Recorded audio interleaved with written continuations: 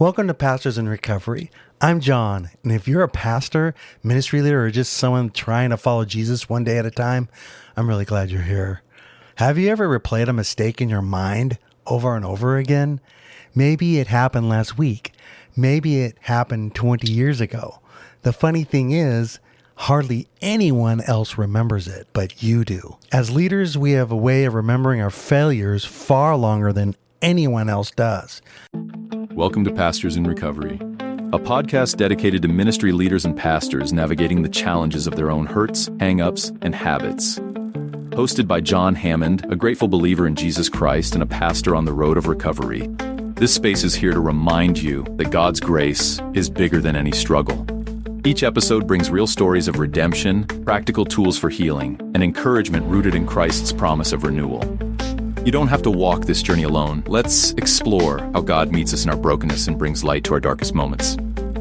Welcome to the conversation.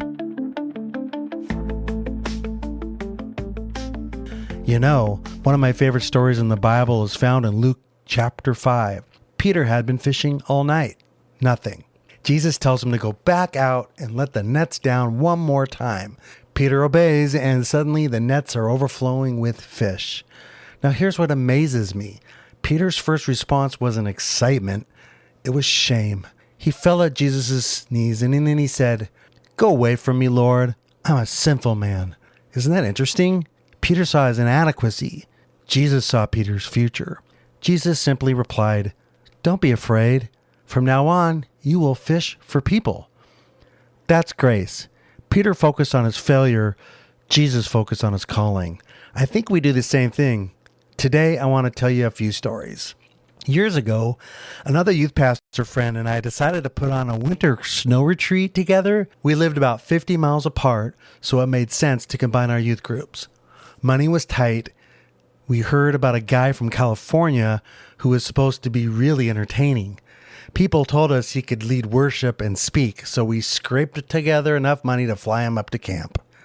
When he arrived, I remember saying, "We're really looking forward to all the music and the teaching." He looked at me and he asked, "Who's the teacher?" I laughed. "You are." He looked confused. "No, seriously, who's the teacher?" I said, "We thought you were." He smiled and said, "Well, I guess I can come up with something." I still remember the feeling, that pit in my stomach. The weekend wasn't a disaster, but the teaching was pretty shallow, and the other youth pastor and I ended up jumping in throughout the retreat to fill in the gaps. Looking back, it really wasn't his fault. It was ours. We assumed. We didn't communicate clearly.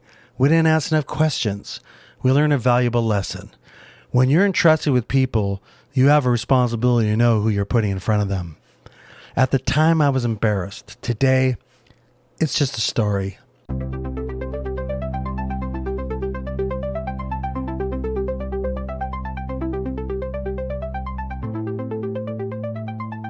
I remember our youth convention with well over 1,000 students.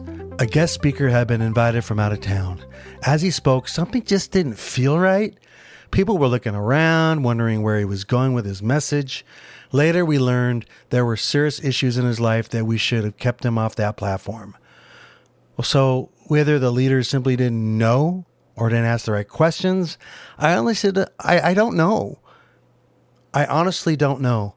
But once again, a hard lesson was learned. And then there was another youth convention. This one was mostly junior high students. The leaders decided to seat everyone around tables. If you'd ever worked with junior high boys, you already know where this is going. They brought in a Christian musician that many of the adults loved. He was incredibly talented. The problem was, he had become popular 20 years earlier. The leaders were excited because they grew up listening to him. The kids had never even heard of him. He sat on stage with nothing but his guitar. Within minutes, the room became noisy. Kids were talking, laughing, distracted. You could see the frustration on his face. Eventually, they just ended the concert early. I remember feeling bad for everybody. I felt bad for the musician. I felt bad for the leaders. I even felt bad for the kids. Nobody woke up that morning trying to ruin the event. It was just simply a planning mistake. And those happen more than we'd like to admit. Before we continue, I just want to take a quick moment to thank you for listening and being a part of this community. If this podcast has encouraged you or reminded you that you're not alone, I'd love to invite you to subscribe and leave a comment. That really does help us to reach more pastors, ministry leaders, and hurting people who need encouragement. If you'd like to support Pastors in Recovery, there's a link in the podcast description. Even a couple dollars a month helps us continue creating these episodes and reaching pastors walking through the recovery and healing. You can also find the music from this podcast by searching for Crashing Lyrics on Spotify, Apple Music, and other streaming platforms. All right, let's jump back in today's conversation. It's Sunday morning. The sanctuary is full. Visitors have come because they've heard there's going to be a special guest speaker. The pastor is excited. A trusted friend recommended this guy. He checked a few references. Everything seemed fine. The worship team finished. The pastor walked to the platform. Church, would you help me welcome our special guest this morning? Everyone applauds. The guest smiles, opens his Bible, and within 5 minutes, the pastor's stomach drops. Something isn't right. The message is confusing. A few statements made him cringe, and people in the congregation began looking at each other. The pastor's already wondering, how am I going to clean this up after the service? But it's too late. He can't politely walk onto the stage and take away the microphone. All he can do is sit there and pray.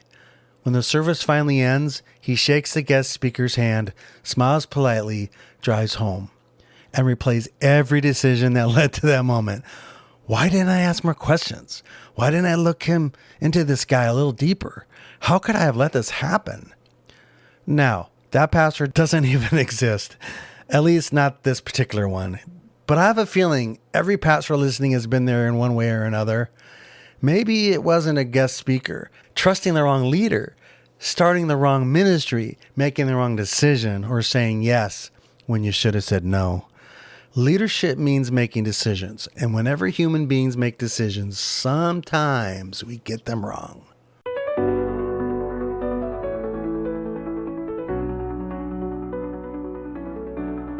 Here's what recovery has taught me. Every mistake has two purposes. First, it's a lesson. Learn from it.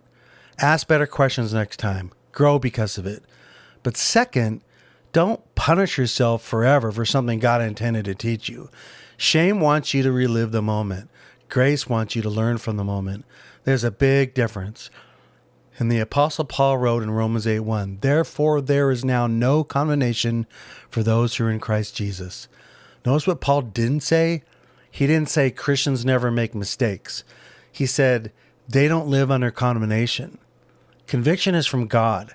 Conviction teaches us. It points us back to Jesus.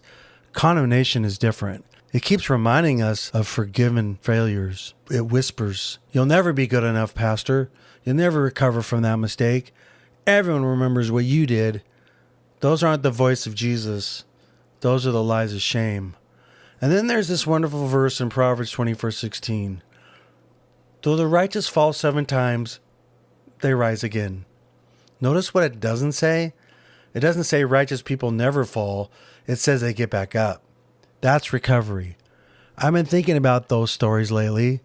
What's interesting is this. When they happened, they felt enormous. I wondered what people thought. I wonder if I damaged my credibility. I wondered if I'd ever stop thinking about them. But today they're just stories. Stories that taught me. Stories that made me a better leader. Stories that reminded me that God can even use our mistakes to shape us into wise shepherds.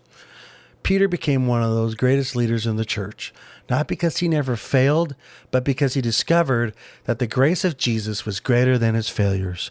And the same is true for us. If you're carrying around some old ministry mistakes, maybe today's the day to finally set them down. Learn from it.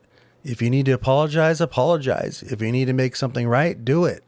But once you've learned the lesson, don't keep paying tuition, because your worst ministry mistake was never meant to become your identity. You're still God's child. You're still called. You're still loved. And God's grace is still at work in your life. And next week, I want to talk to you about something that has quietly been the hero behind every one of these conversations. Not our strength, not our willpower, not even our recovery. Until then, keep your eyes on Jesus, keep trusting His grace, and keep walking in recovery.